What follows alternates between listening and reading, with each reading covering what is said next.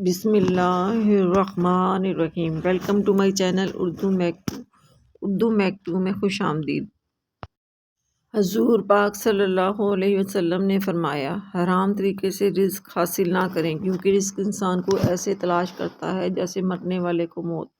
اپنے نسب کے متعلق اتنا ضرور سیکھیں جس کے مطابق آپ اپنی رشتہ داری ملا سکیں۔ بے شک صلہ رحمی سے خاندان میں محبت پیدا ہوتی ہے، مال بڑھتا ہے اور عمر دراز ہوتی ہے۔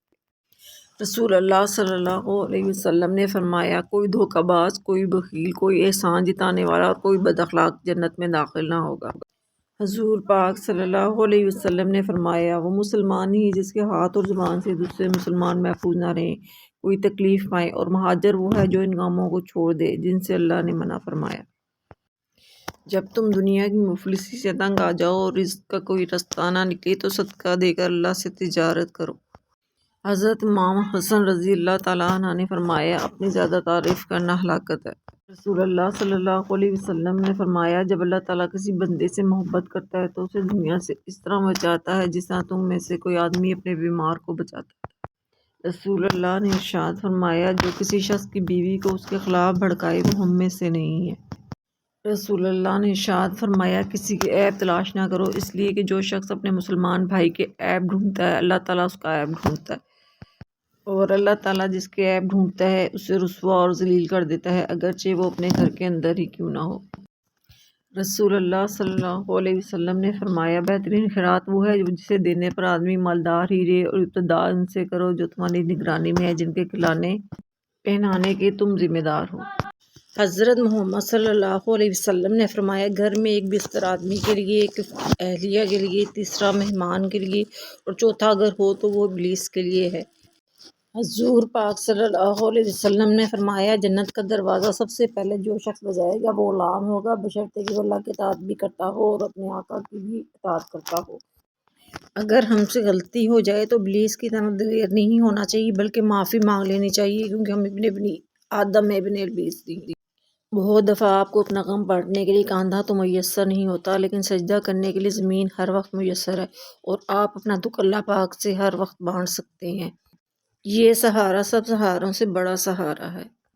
فضول گفتگو سے دو قسم کے لوگ ہی بچ سکتے ہیں، ایک جس میں علم کی کثرت ہو، دوسرا جس میں ذکر کی کثرت ہو۔ غصے پر قابو پانا بہترین عمل ہے۔ اللہ کے نزدیک غصے کے اس گھونٹ سے زیادہ افضل کسی بندے نے کبھی نہ پیا ہوگا جو وہ اللہ کی رضا حاصل کرنے کے لیے پیتا ہے۔ رسول اللہ صلی اللہ علیہ وسلم نے فرمایا، انسان کا اپنی زندگی کے ایام میں 1 درہم صدقہ کرنا مرنے کے وقت 100 درہم صدقہ کرنے سے بہتر ہے۔ رسول اللہ صلی اللہ علیہ وسلم نے فرمایا، جس نے 1 بالشت زمین پر بھی ناحق قبضہ کیا تو قیامت کے دن وہ 1 بالشت زمین نیچے 7 زمینوں تک گلے کی زنجیر بنا کر اسے پہنا دی جائے گی۔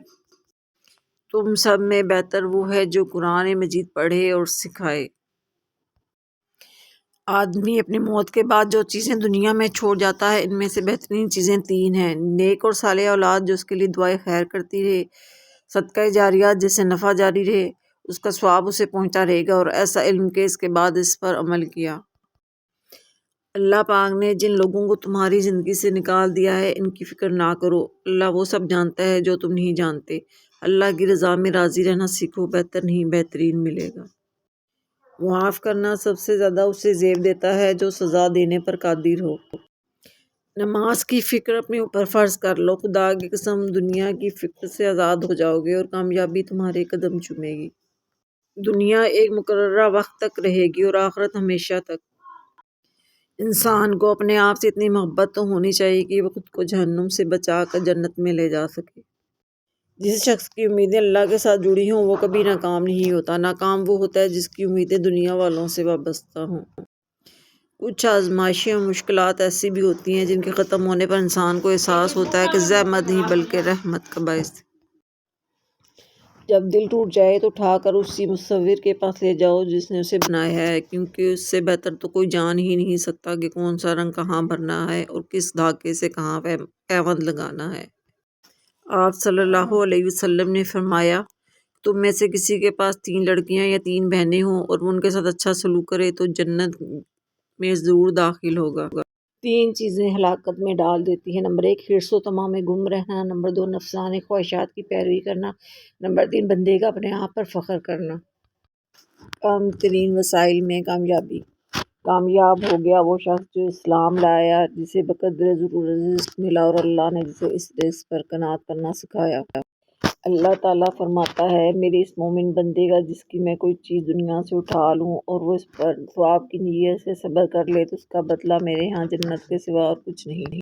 رسول اللہ صلی اللہ علیہ وسلم نے فرمایا میں ان 3 اشخاص کے لیے جنت میں گھر کی ضمانت دیتا ہوں۔ نمبر 1 حق پر ہونے کے باوجود جھگڑا چھوڑ دے، نمبر 2 مذاق میں بھی جھوٹ نہ بولے، نمبر 3 جس کا اخلاق بہت اچھا ہو۔ مومن کی پہچان۔